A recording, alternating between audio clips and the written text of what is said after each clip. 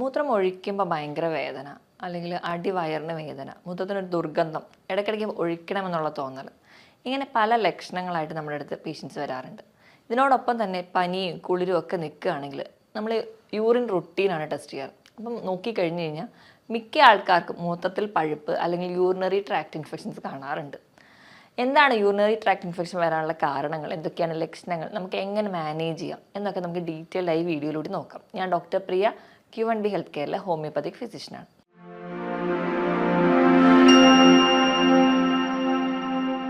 Urinary tract infection. Urinary tract infection എന്ന് പറയുമ്പോൾ എന്താണ് യൂറിനറി ട്രാക്ട്?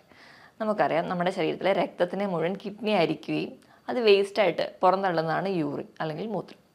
അപ്പോൾ കിഡ്നിയിൽ നിന്ന് തുടങ്ങി അത് യൂറേറ്റർ വഴി നമ്മുടെ മൂത്രസഞ്ചിയിൽ അല്ലെങ്കിൽ യൂറിനറി ബ്ലാഡറിലെത്തുന്നു. അവിടെ നിന്ന് ചെറിയ ട്യൂബായി യുറീത്ര വഴി പുറത്തേക്ക് പോകുന്നു.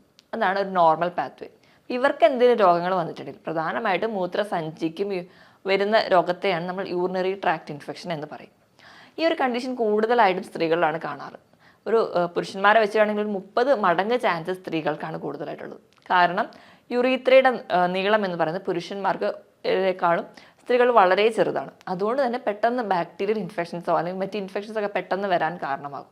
അപ്പം ഇതാണ് പ്രധാനമായിട്ടും സ്ത്രീകൾക്ക് വരാനുള്ള കാരണങ്ങൾ. സ്ത്രീകളുടെ കേസ് എടുക്കുകയാണെങ്കിൽ ജീവിതത്തിൽ 1-2 തവണയെങ്കിലും മൂത്രത്തിൽ പഴുപ്പ് വരാത്ത ആരും തന്നെ ഉണ്ടാവില്ല. അവരുടെ ലൈഫിൽ ഏതെങ്കിലും ഒരു സ്റ്റേജിലൊക്കെ ഈ ഒരു കണ്ടീഷൻസ് വന്നിട്ടുണ്ടാവും. അപ്പം ഒന്നാമതായിട്ട് മൂത്രത്തിൽ പഴുപ്പ് വരാനുള്ള ഒരു ബേസിക് കാരണം എന്ന് പറഞ്ഞാൽ നമ്മൾ കുടിക്കുന്ന വെള്ളത്തിൻ്റെ അളവ് കുറവാണെങ്കിൽ. ഇപ്പം പൊതുവേ നമുക്കറിയാം, ചൂട് കാലത്തൊക്കെ നമുക്ക് ഒരു വിയർക്കുന്നുണ്ടെങ്കിലും കുറച്ചെങ്കിലും വെള്ളം കുടിക്കും. മഴക്കാലമാകുമ്പോൾ നമ്മുടെ വെള്ളം കുടിയുടെ അളവ് കുറയുന്നുണ്ട്. നമ്മുടെ വെള്ളം കുടിയുടെ അളവ് കുറയുമ്പോൾ മൂത്രത്തിൻ്റെ ഔട്ട്പുട്ടും കുറയും. മൂത്രത്തിൻ്റെ ഔട്ട്പുട്ട് കുറയുക എന്ന് പറയുമ്പോൾ നമ്മുടെ ശരീരത്തിൽ പല ടോക്സിൻസ് ആയിട്ടുള്ള ബാക്ടീരിയകൾ പുറത്തേക്ക് പോകുന്നില്ല. അപ്പം അത് നമുക്ക് വീണ്ടും വീണ്ടും വീണ്ടും ഇൻഫെക്ഷൻസ് ഉണ്ടാവുകയും ഈ പറഞ്ഞ ലക്ഷണങ്ങളൊക്കെ പ്രസൻറ്റ് ചെയ്യുകയും ചെയ്യും. ഇതെല്ലാം തന്നെ നമ്മുടെ ആമാശയത്തിൽ നിന്നോ കുടലിൻ്റെ ഏതെങ്കിലും ഭാഗത്തൊക്കെ ഉണ്ടാകുന്ന ഇൻഫെക്ഷൻസ്, ക്ലബ്സീലിയ, ന്യൂമോണിയ പോലെയുള്ള ഇൻഫെക്ഷൻസ് ഒക്കെ സ്പ്രെഡ് ചെയ്ത് വരാനുള്ള ചാൻസ് വളരെ കൂടുതലാണ്. ഈക്കോളയാണ് ഏറ്റവും കൂടുതൽ ഇൻഫെക്ഷൻസ് യൂറിനറി ട്രാക്റ്റിൽ ഉണ്ടാക്കുന്നത്. അപ്പോൾ ഇവയൊക്കെ കൂടുതലായിട്ട് വരാനുള്ള കാരണങ്ങളാണ്. ഇനിയിപ്പോൾ നമ്മൾ വെള്ളം കുടിക്കുന്നത് കുറവാണ്, അതുപോലെ തന്നെ നമ്മൾ മൂത്രം ഒഴിക്കുന്നത് നമ്മൾ കൂടുതലും പിടിച്ചു വെക്കട്ടെ. ഇപ്പോൾ നമ്മൾ എവിടെയും യാത്ര പോവുകയാണ്, അല്ലെങ്കിൽ നമ്മൾ ജോലിക്ക് പോകുന്ന സമയത്ത് ഒക്കെ നമുക്ക് കൂടുതലും ആ ഒരു ഏരിയ നോക്കിയിട്ട് നമ്മൾ പറയും ഇപ്പോൾ വേണ്ട, വീട്ടിൽ പോയിട്ട് മൂത്രം ഒഴിക്കാമെന്ന് പറഞ്ഞ് പിടിച്ചു വെക്കുന്ന ശീലമുള്ളവരാണെങ്കിൽ ഇങ്ങനെ മൂത്രം നിൽക്കുന്നതിൻ്റെ ഭാഗമായിട്ട് നമുക്ക് മൂത്രത്തിൽ പഴുപ്പ് പെട്ടെന്ന് വരാം.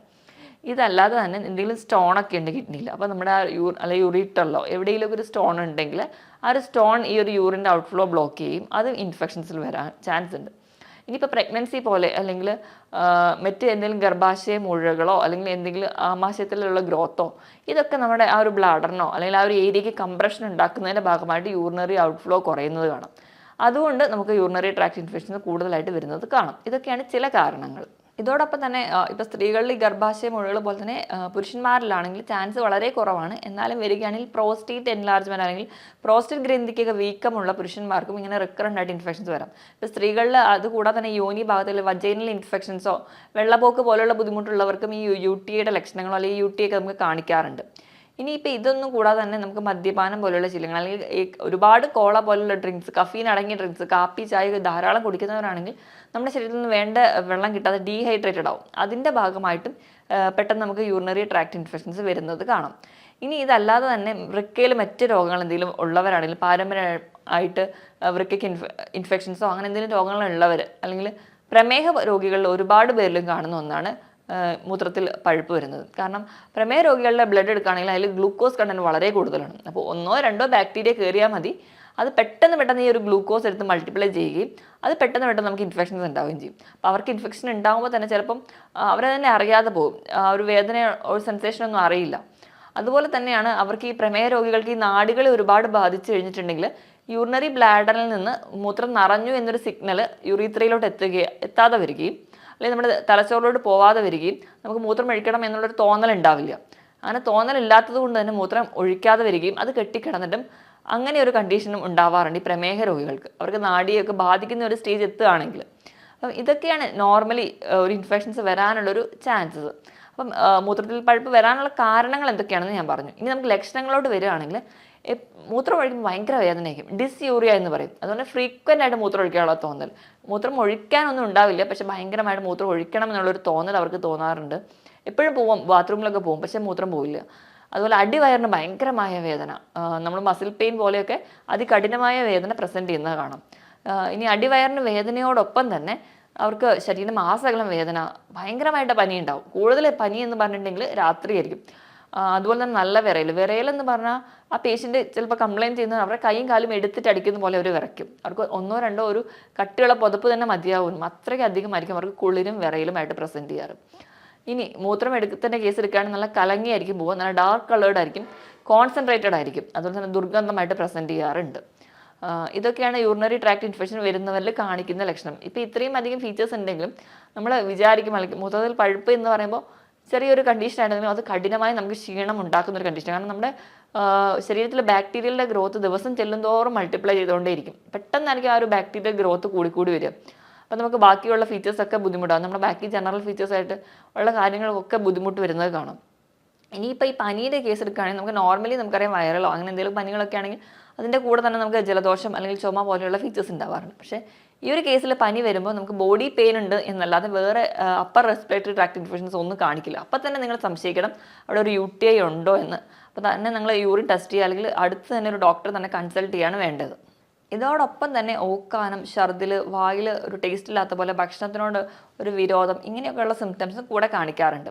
അപ്പോൾ ഇങ്ങനത്തെ ലക്ഷണങ്ങളൊക്കെ ആയിട്ട് പ്രസൻറ്റ് ചെയ്യുകയാണെങ്കിൽ നിങ്ങൾ എത്രയും പെട്ടെന്ന് ഡോക്ടറുടെ കൺസൾട്ടേഷൻ എടുക്കണം. അപ്പോൾ ഇങ്ങനെ ചിലർക്ക് എന്ന് പറഞ്ഞാൽ ഈ റെക്കറൻ്റ് ആയിട്ട് UTI വരും. ഇങ്ങനെ റെക്കറൻ്റ് ആയിട്ട് UTI വരുന്നവരാണെങ്കിൽ ഇപ്പോൾ പ്രഗ്നൻസിയുടെ കേസിലൊക്കെ ഒരുപാട് നമുക്കിങ്ങനെ വരുന്നത് തന്നെ നമുക്ക് ആ ഒരു കുഞ്ഞിന് അത് ദോഷമാണ്. അപ്പം ഇങ്ങനെയൊക്കെ വരുന്നവരാണെങ്കിൽ മാക്സിമം അതിൻ്റെ ഒരു പ്രിവെൻഷനാണ് എടുക്കേണ്ടത്. അപ്പം ഒരു കണക്ക് പറയുകയാണെങ്കിൽ വർഷത്തിൽ ഒരു 3 തവണ അല്ലെങ്കിൽ 6 മാസത്തിലൊക്കെ 2 തവണയിൽ കൂടുതലായിട്ട് ഇങ്ങനെ ഇൻഫെക്ഷൻസ് വന്നുകൊണ്ടിരിക്കുന്നവരാണെങ്കിൽ നിങ്ങൾ മറ്റ് പരിശോധനകളൊക്കെ ചെയ്യേണ്ടതാണ്. അതായത് കിഡ്നിയുടെ മറ്റ് ടെസ്റ്റുകളൊക്കെ ചെയ്യണം. കാരണം റെക്കറൻ്റ് ആയിട്ട് ഇങ്ങനെ ഇൻഫെക്ഷൻസ് നിൽക്കുകയാണെങ്കിൽ ഈ ഒരു ഇൻഫെക്ഷൻ അസെൻഡ് ചെയ്ത് യൂറീത്രയിൽ നിന്ന് മുകളിലോട്ട് കയറിയിട്ട് കിഡ്നിക്ക് വരാം. കിഡ്നിക്ക് വന്നിട്ടുണ്ടെങ്കിൽ കിഡ്നിക്ക് മറ്റ് ഇൻഫെക്ഷൻസ് വന്ന് പൈലോനെഫ്രൈറ്റിസ് പോലെയുള്ള കണ്ടീഷനോ അല്ലെങ്കിൽ കിഡ്നി കംപ്ലീറ്റ് ഡാമേജിലോട്ടൊക്കെ പോകാം. ചിലപ്പോൾ നമ്മൾ നിസ്സാരമായി കാണുന്ന ഈ ഒരു കണ്ടീഷൻ തന്നെ വെച്ചുകൊണ്ടിരിക്കുമ്പോഴായിരിക്കും, അല്ലെങ്കിൽ ഈ ഒരു കണ്ടീഷനിൽ നിന്നാണ് പലരും പ്രമേഹം പോലുള്ള രോഗങ്ങൾ ഉണ്ട് എന്ന് തന്നെ തിരിച്ചറിയാറ്. അല്ലെങ്കിൽ മറ്റ് കിഡ്നി കണ്ടീഷനോട് എത്തുമ്പോഴാണ് ചിലപ്പോൾ നമ്മൾ തന്നെ അറിയുക ഈ റെക്കറൻ്റ് ആയിട്ടുള്ള UTI ആണ് ഇതിനൊക്കെ കാരണമെന്ന്. അപ്പം നമ്മളൊരു ഡോക്ടറെ അടുത്ത് ചെന്നിട്ടുണ്ടെങ്കിൽ നമ്മൾ ആദ്യം തന്നെ ഇൻവെസ്റ്റിഗേഷന് വിടുകയാണെങ്കിൽ നമ്മൾ ആദ്യം യൂറിൻ റുട്ടീനാണ് ചെയ്യാറ്. യൂറിൻ റുട്ടീൻ ചെയ്യുന്ന സമയത്ത് അതിൽ പസ് സെൽസ്, എപ്പിത്തീലിയൽ സെൽസ്, ആൽബുമിൻ എന്നൊക്കെ പറഞ്ഞ് കാണിക്കാറുണ്ട്. പസ് സെൽസ് വളരെ സ്റ്റാർട്ടിങ് സ്റ്റേജ് ആണെങ്കിൽ പസ് സെൽസ് ഒന്നും അധികം കാണിക്കാറില്ല. പക്ഷെ ഇത് കൂടിക്കഴിഞ്ഞ് കഴിഞ്ഞാൽ ഒരു ഡ്രോപ്പ് അല്ലെങ്കിൽ 1 മില്ലി യൂറിൻ എടുക്കുകയാണെങ്കിൽ തന്നെ അതിനകത്ത് തന്നെ 1 ലാഖിൻ്റെ മുകളിലൊക്കെ തന്നെ ഈക്കോളയോ അല്ലെങ്കിൽ മറ്റ് ബാക്ടീരിയകളൊക്കെ പ്രസൻറ്റ് ചെയ്യാറുണ്ട്.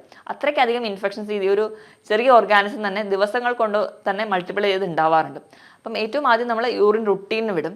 യൂറിൻ റുട്ടീനിന് വിടുമ്പോൾ പസ് സെൽസോ അല്ലെങ്കിൽ എപ്പിത്തീലിയൽ സെൽസോ കാണുകയാണെങ്കിൽ ഫസ്റ്റ് സ്റ്റേജ് ഒക്കെ ആണെങ്കിൽ നമുക്ക് നല്ലപോലെ വെള്ളം കുടിച്ചു കഴിഞ്ഞാൽ തന്നെ ഒരു പരിധി വരെയൊക്കെ നമുക്ക് കൺട്രോൾ ചെയ്യാൻ പറ്റും. അല്ലാത്തൊരു കണ്ടീഷൻ ആണെങ്കിൽ നമ്മൾ മെഡിസിനൽ മാനേജ്മെൻറ്റിലോട്ട് തന്നെ പോകണം. ഇനി റെക്കറൻ്റ് ആയിട്ട് UTI വരുന്നവരാണെങ്കിൽ മറ്റ് ബ്ലഡ് ടെസ്റ്റുകൾ ചെയ്യണം, കിഡ്നി ഫംഗ്ഷൻ ടെസ്റ്റുകൾ ചെയ്യണം, USS അബ്ഡമൻ ആൻഡ് പെൽവിസ് ചെയ്യണം. കാരണം ഇങ്ങനെ റെക്കറൻ്റ് ആയിട്ട് UTI വരുന്നതിന് ഒരു കാരണം എന്ന് പറഞ്ഞിട്ടുണ്ടെങ്കിൽ മൂത്രത്തിൽ കല്ലാണ്. അപ്പോൾ ഇങ്ങനെ സ്കാൻ ചെയ്താൽ മാത്രമേ കല്ലുണ്ടോ എന്ന് തിരിച്ചറിയാൻ പറ്റുള്ളൂ. കല്ലുണ്ടെങ്കിലും ഇത് ബ്ലോക്ക് ചെയ്തിട്ട് റെക്കറൻ്റ് UTIക്ക് ചാൻസ് ഉണ്ട്. അപ്പോൾ അത് റൂൾ ഔട്ട് ചെയ്യാൻ വേണ്ടിയിട്ട് സ്കാനും ചെയ്യാറുണ്ട്, മറ്റ് പരിശോധനകൾക്ക് വിടാറുണ്ട്. ഇനി നമുക്ക് മാനേജ്മെൻറ്റ് സൈഡിലോട്ട് വരാം. അപ്പോൾ ഇത്രയും ഞാൻ ലക്ഷണങ്ങളും കാരണങ്ങളും ഒക്കെ പറഞ്ഞു. മാനേജ്മെൻറ്റ് സൈഡിൽ ഞാൻ പറയുകയാണെങ്കിൽ ആദ്യം തന്നെ ചെറിയ രീതിയിലാണ് നിങ്ങൾക്ക് ഇൻഫെക്ഷൻ എങ്കിൽ നിങ്ങൾ നല്ലപോലെ വെള്ളം കുടിക്കുക, അല്ലെങ്കിൽ വീട്ടിൽ നല്ലപോലെ റെസ്റ്റ് എടുത്താൽ തന്നെ നമുക്ക് കൺട്രോൾ ചെയ്യാൻ പറ്റും. നമുക്ക് ഇൻഫെക്ഷൻസ് അഡ്വാൻസ് ചെയ്ത് പോയ കണ്ടീഷനാണെങ്കിൽ കൃത്യമായിട്ട് മെഡിസിനൽ മാനേജ്മെൻറ്റ് ആവശ്യമാണ്. മെഡിസിൻ മാനേജ്മെൻറ്റിലോട്ട് പോകുമ്പോൾ നമ്മൾ മെഡിസിൻ കഴിക്കുന്നു, നമ്മുടെ രോഗലക്ഷണങ്ങളൊക്കെ കുറയുന്നുണ്ട്. അപ്പോൾ തന്നെ നമ്മൾ മെഡിസിൻ സ്റ്റോപ്പ് ചെയ്യുകയാണെങ്കിൽ നിങ്ങൾ ഓർക്കുക, നിങ്ങളുടെ യൂറിനറി ഇൻഫെക്ഷൻ, യൂറിനറി ബ്ലാഡറിൽ ഒരു ബാക്ടീരിയ അല്ലെങ്കിൽ ഒരു ഈക്കോളൈ ആണ് ഉള്ളതെങ്കിലും അത് പെട്ടെന്ന് തന്നെ വീണ്ടും മൾട്ടിപ്പിൾ ചെയ്യും. അപ്പോൾ എപ്പോഴും ഒരു ട്രീറ്റ്മെൻറ്റ് എടുക്കുമ്പോൾ യൂറിനറി ട്രാക്ട് ഇൻഫെക്ഷൻ്റെ കേസിലാണെങ്കിൽ ഒരു കോഴ്സ് കംപ്ലീറ്റ് ചെയ്യാൻ വേണ്ടി കൃത്യമായി തന്നെ ശീലിക്കുക. അങ്ങനെ ഉണ്ടെങ്കിൽ മാത്രമേ കൃത്യമായിട്ട് ആ ഇൻഫെക്ഷൻസ് കംപ്ലീറ്റ് ആയിട്ട് പുറത്ത് കളയാൻ പറ്റുള്ളൂ. ഇനി നമ്മൾ എന്തൊക്കെയാണ് ശ്രദ്ധിക്കേണ്ടതെന്ന് വെച്ചിട്ടുണ്ടെങ്കിൽ, ഒന്നാമതായിട്ട് യൂറിനറി ട്രാക്ട് ഇൻഫെക്ഷൻസ് വരാതിരിക്കാൻ വേണ്ടി നമ്മൾ തന്നെ വ്യക്തി ശുചിത്വം പാലിക്കുക. അതായത് നമ്മൾ ഹൈജീൻ ആയിട്ടിരിക്കാൻ വേണ്ടി ശ്രദ്ധിക്കുക. നമ്മൾ ടോയ്ലറ്റിൽ പോയിട്ടാണെങ്കിലും വാഷ് ചെയ്യുമ്പോൾ എപ്പോഴും ഫ്രണ്ടിൽ നിന്ന് ബാക്കിലോട്ട് വാഷ് ചെയ്യാൻ വേണ്ടി ശ്രദ്ധിക്കുക. അപ്പം നമുക്ക് ഒരുപാട് മലദ്വാരത്തിൽ നിന്നൊക്കെ ഇൻഫെക്ഷൻസോ അല്ലെങ്കിൽ ബാക്ടീരിയകളൊക്കെ അകത്തേക്ക് കയറാതിരിക്കാൻ വേണ്ടി നമുക്ക് ശ്രദ്ധിക്കാൻ പറ്റും. ഇപ്പോൾ അടിവസ്ത്രങ്ങളാണെങ്കിലും വെയിലത്തിട്ട് നല്ലപോലെ ഉണങ്ങിയ ശേഷം മാത്രം യൂസ് ചെയ്യുക, അല്ലെങ്കിൽ അവിടെയും ഫംഗൽ ഇൻഫെക്ഷൻസോ ബാക്ടീരിയൽ ഇൻഫെക്ഷൻസോ നിങ്ങൾക്ക് ഉണ്ടാവാനുള്ള ചാൻസ് വളരെ കൂടുതലാണ്. അപ്പം ഇതാണ് ഒന്നാമതായിട്ട് ശ്രദ്ധിക്കേണ്ടത്. പിന്നെ ധാരാളം വെള്ളം കുടിക്കുക. എപ്പോഴും നല്ലപോലെ വെള്ളം കുടിക്കുക. വെള്ളം കുടിക്കുന്നതിനനുസരിച്ച് തന്നെ മൂത്രമൊഴിച്ച് കളയാൻ വേണ്ടി ശ്രദ്ധിക്കുക. അങ്ങനെയാണെങ്കിൽ ഒരു പരിധി വരെ ഇൻഫെക്ഷൻസ് ഒന്നും വരാതിരിക്കാൻ വേണ്ടി പറ്റും. കാരണം ഈ വെള്ളം കുടിച്ച് അല്ലെങ്കിൽ യൂറിൻ ഔട്ട്പുട്ടിലൂടെയാണ് ഈ ബാക്ടീരിയകളെല്ലാം പുറത്തേക്ക് പോകുന്നത്. അപ്പോൾ ഒരു പരിധി വരെ നമുക്ക് ഇൻഫെക്ഷൻസ് അങ്ങനെ തടയാൻ പറ്റും. അതാണ് അടുത്തതായിട്ട് ശ്രദ്ധിക്കേണ്ടത്. അപ്പം ജോലിക്ക് പോകുന്നവരാണെങ്കിലും അല്ലെങ്കിൽ യാത്രയ്ക്ക് പോകുന്നവരാണെങ്കിലും നിങ്ങൾ മാക്സിമം യൂറിനേറ്റ് ചെയ്യാൻ വേണ്ടി ശ്രദ്ധിക്കുക. അപ്പം ആ ഒരു ഏരിയയിൽ നമ്മൾ യൂറിനേറ്റ് ചെയ്യുന്ന ഏരിയ എത്ര അഴുക്കാണെങ്കിലും അവിടെ നിന്ന് ഒരിക്കലും ബാക്ടീരിയ നമ്മുടെ ശരീരത്തിലോട്ട് വന്ന് കയറില്ല. പക്ഷേ നമ്മൾ പിടിച്ചു വെക്കുകയാണെങ്കിൽ പെട്ടെന്ന് തന്നെ യൂറിനറി ട്രാക്ട് ഇൻഫെക്ഷൻസ് വരികയും അത് നമുക്ക് റിക്കറൻ്റായി വരുമ്പോൾ അതിൻ്റേതായ ബുദ്ധിമുട്ടുകളും അത് മറ്റ് കോംപ്ലിക്കേഷൻസിലോട്ടും പോകും. അപ്പോൾ നിങ്ങൾ ആ ഒരു കാര്യം വേണ്ടി ശ്രദ്ധിക്കുക. ഇനി ഈ നമ്മുടെ ശരീരത്തിൽ ഒരു ബാക്ടീരിയ വന്നു അല്ലെങ്കിൽ ഒരു ഇൻഫെക്ഷൻ വന്ന സമയത്ത് നമ്മൾ മെൻ്റലി കൂടി വീക്കാണെങ്കിൽ നമുക്ക് ഒരുപാട് സ്ട്രെസ്സൊക്കെ ഉണ്ടെങ്കിൽ ഈ ഒരു ബാക്ടീരിയൽ ഗ്രോത്ത് കൂടും. അപ്പോൾ നിങ്ങൾ മെൻ്റലി വീക്ക് അല്ലെങ്കിൽ സ്ട്രെസ് ആയിട്ടിരിക്കുന്ന കണ്ടീഷൻ അത് കുറച്ചുകൂടെ റിലാക്സ് ചെയ്യാൻ വേണ്ടി ശ്രദ്ധിക്കുക. കഴിക്കുന്ന ഭക്ഷണത്തിൽ നിന്ന് ഒഴിവാക്കേണ്ടത് എന്താണെന്ന് വെച്ചിട്ടുണ്ടെങ്കിൽ അധികമായിട്ട് മധുരവും ഉപ്പും മസാലകളും മാക്സിമം അവോയ്ഡ് ചെയ്യുക. ഇതൊക്കെ ഈ ഒരു ബാക്ടീരിയൽ ഗ്രോത്തിനെ ഫ്ലറിഷ് ചെയ്യുന്ന കാര്യങ്ങളാണ്. മാക്സിമം ഇവയൊക്കെ ഒഴിവാക്കുക. പകരം ഹെൽത്തി ആയിട്ടുള്ള ഭക്ഷണങ്ങൾ കഴിക്കുക. നമ്മൾ കഴിക്കേണ്ട ഭക്ഷണങ്ങൾ എന്തൊക്കെയാണെന്ന് നോക്കിയിട്ടുണ്ടെങ്കിൽ എപ്പോഴും നല്ല ബാക്ടീരിയ വളരാൻ വേണ്ടിയിട്ട് അല്ലെങ്കിൽ ഒരു പ്രോപ്പർ ഗട്ട് ഹെൽത്ത് അല്ലെങ്കിൽ പ്രോപ്പർ ഹെൽത്തിന് വേണ്ടിയിട്ട് നല്ല പോലെ നിങ്ങൾ പ്രോബയോട്ടിക്സ് കഴിക്കുക. തൈര് അടങ്ങിയ ഭക്ഷണങ്ങൾ അല്ലെങ്കിൽ അതുപോലെ തന്നെ തൈര്, നിങ്ങൾ പഴങ്കഞ്ഞി, ഉപ്പിലിട്ട ചെറിയ രീതിയിലൊക്കെ വിനാഗിരി അടങ്ങിയിട്ടുള്ള ഭക്ഷണങ്ങളൊക്കെ കഴിക്കുന്നത് നല്ലൊരു പ്രോബയോട്ടിക്കാണ്. ഇത് നമ്മുടെ ശരീരത്തിൽ നല്ല ബാക്ടീരിയനെ വളർച്ചയ്ക്ക് സഹായിക്കും. നല്ല ബാക്ടീരിയ നല്ല രീതിയിലുണ്ടെങ്കിൽ നമ്മുടെ ശരീരത്തിൽ മറ്റ് രോഗങ്ങൾ ഉണ്ടാകുന്ന ബാക്ടീരിയൻ്റെ ഗ്രോത്ത് നമുക്കൊരു പരിധി വരെ കുറയ്ക്കാൻ പറ്റും. ഇനി ഇതുപോലെ തന്നെ ബാക്ടീരിയൽ ഗ്രോത്ത് കുറയ്ക്കാവുന്ന ഒന്നാണ് ക്യാൻബറി ജ്യൂസുകൾ. ക്യാൻബറി എന്ന് പറയുമ്പോൾ നമുക്കറിയാം നമ്മുടെ ലൗലോലിക്ക അല്ലെങ്കിൽ ചെറി പോലെയുള്ള ഫ്രൂട്ട്സൊക്കെ ഈ ക്യാൻബറിയിൽ വരുന്നതാണ്. ഇവയുടെയൊക്കെ ജ്യൂസ് സിറപ്പുകളല്ലാതെ തന്നെ ജ്യൂസായിട്ട് തന്നെ അധികം ഷുഗറൊന്നും ഇല്ലാത്ത രീതിയിൽ നിങ്ങൾ കുടിക്കുകയാണെങ്കിൽ അത് നിങ്ങൾക്ക് ഒരു പരിധി വരെ കുറയ്ക്കാൻ പറ്റും. പിന്നെ നമ്മുടെ വീട്ടിൽ തന്നെ ആണെങ്കിൽ കൂവ അല്ലെങ്കിൽ ബാർലിയൊക്കെ വെള്ളം കാച്ചി കുടിക്കുക, ഞെരിഞ്ഞിലിട്ട് വെള്ളം കുടിക്കുക. ഇതൊക്കെ ഒരു പരിധി വരെ UTI കുറയ്ക്കുന്ന സാധനങ്ങളാണ്. അപ്പോൾ ഇതൊക്കെ മാക്സിമം യൂസ് ചെയ്യാൻ വേണ്ടി ശ്രദ്ധിക്കുക. അപ്പോൾ അങ്ങനെ തന്നെയാണെങ്കിൽ ഒരു പരിധി വരെ നമുക്ക് കുറയ്ക്കാൻ പറ്റും. ഇതിനോടൊപ്പം തന്നെ കരിക്ക് നല്ല പോലെ കുടിക്കുന്നത്, ധാരാളം പൊട്ടാസ്യം ഉണ്ട്, അതുപോലെ തന്നെ കരിക്ക് നല്ല റീഫ്രഷിംഗ് ആണ്. അപ്പോൾ അത് നമുക്ക് ക്ഷീണവും മാറ്റും. കരിക്ക് നല്ലപോലെ കുടിക്കാൻ വേണ്ടി ശ്രദ്ധിക്കുക. ഫ്രൂട്ട്സിൻ്റെ കേസിൽ എടുക്കുകയാണെങ്കിൽ ഓറഞ്ച്, വൈറ്റമിൻ C അടങ്ങിയിട്ടുള്ള നെല്ലിക്ക, നാരങ്ങ, ഇത് നമുക്ക് അറിയാം ഒരു ഇൻഫെക്ഷൻ വന്നതിന് അത് കുറയ്ക്കാൻ വേണ്ടി സഹായിക്കുന്നുണ്ട്. തണ്ണിമത്തൻ കഴിക്കുന്നത് വളരെ നല്ലതാണ്. അത് കുറേ ഹൈഡ്രേറ്റഡ് ആയിട്ട് നിർത്തുകയും ചെയ്യും. ഈ ക്ഷീണം അല്ലെങ്കിൽ നമുക്ക് ഇത് മൂലം ഉണ്ടാകുന്ന പല മറ്റ് കംപ്ലയിൻസോ അല്ലെങ്കിൽ കോംപ്ലിക്കേഷൻസോ ഒക്കെ തടയാൻ പറ്റും. അപ്പോൾ ധാരാളം വാട്ടർ കണ്ടന്റ് ഉള്ള ഫ്രൂട്ട്സൊക്കെ നല്ലപോലെ കഴിക്കുക.